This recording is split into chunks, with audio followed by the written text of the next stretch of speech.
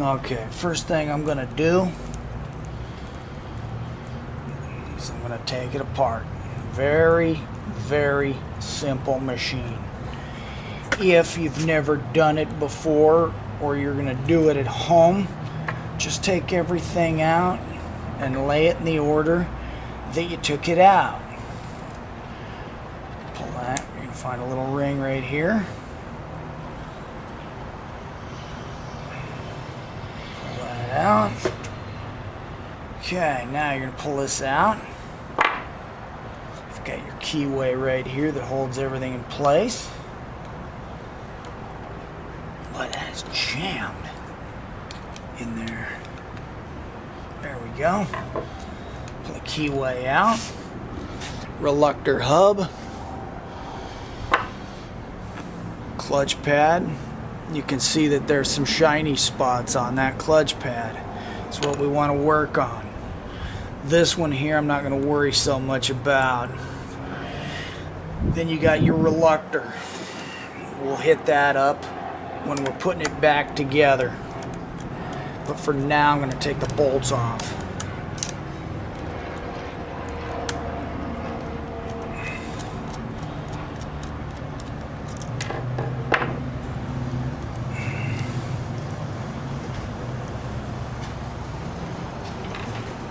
Now I'm going to take the wires off. Okay. Now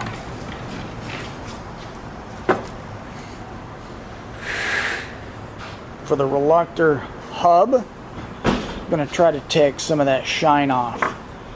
Same thing for the clutch pad. See that little shiny inner ringed area right there? Same thing with that. You can see the shiny spots on there. You just simply lay the stuff on the cement there and rough it up. Twist it a little bit. Get a little crisscross pattern going on there. Same thing with that.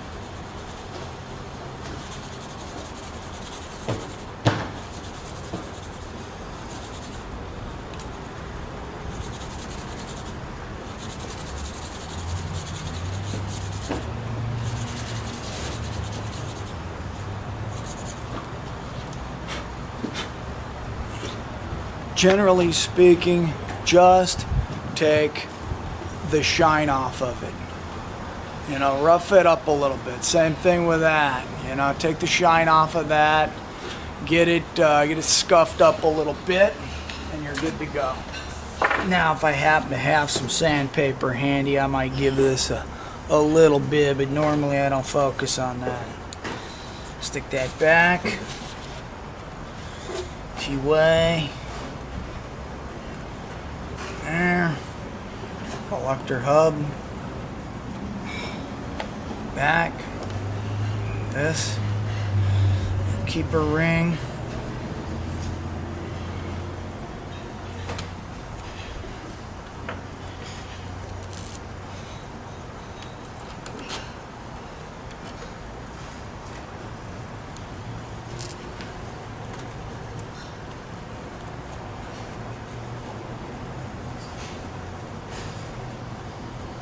Now, when your Genie hits that tough spot on a one-piece door, or that sticky spot on a sectional, your reluctor hub and your clutch pad are going to grip a lot better.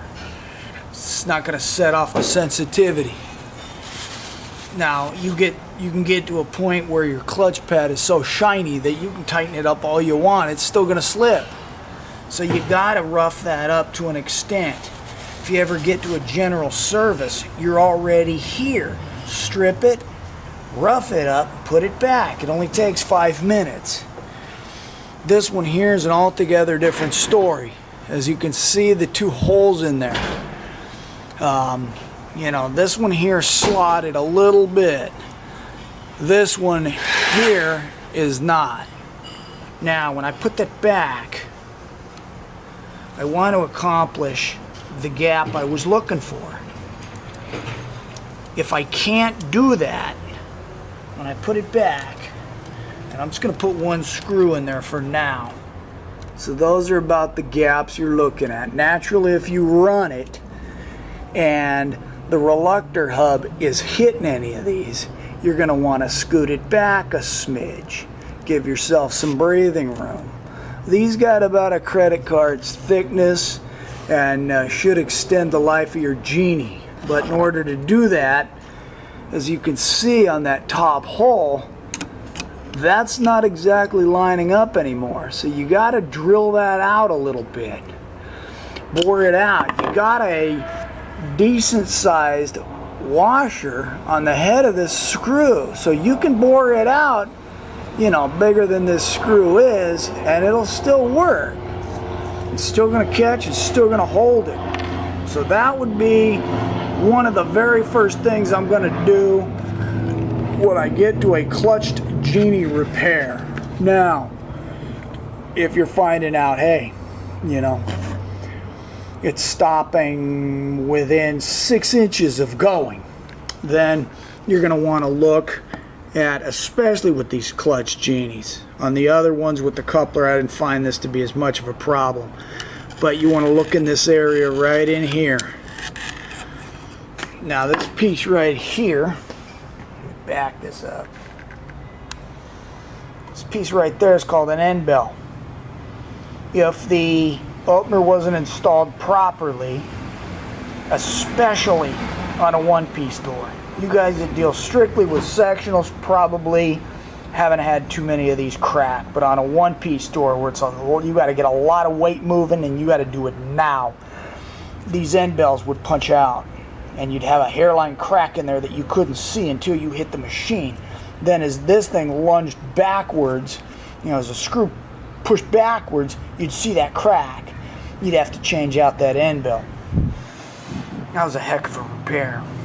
But just a little routine maintenance on this, you get this clutch machine buffed out and working good. Now the other thing that was prone to going wrong with these things was that little E-clip in front of the motor. That would pop off, break, snap in half, wear, whatever, and allow the entire screw to punch backwards, bringing the reluctor hub out of the field of the reluctor. When that happens, you know, your machine's not going to go very far. But from then on in, it's not going to go back either. So, E-clip on the front of the machine was prone to breaking. Clutch pads getting shiny. Reluctor hubs getting shiny. Needing a little work. Generally speaking, real easy setup there to fix all of that. Starting capacitor, you know, you can always tell when they're blown out. And as you can see on this one here, it's not looking too good. It's probably on its way out right there. Let me pull this out so you guys can see the starting cap on this.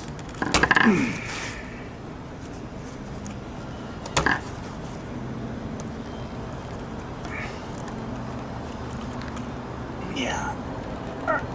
These terminals are just crusted on there. Alright, now that there, not a good looking starting capacitor. But as you saw, this Genie did work. Easy to tell that that needs replacing though.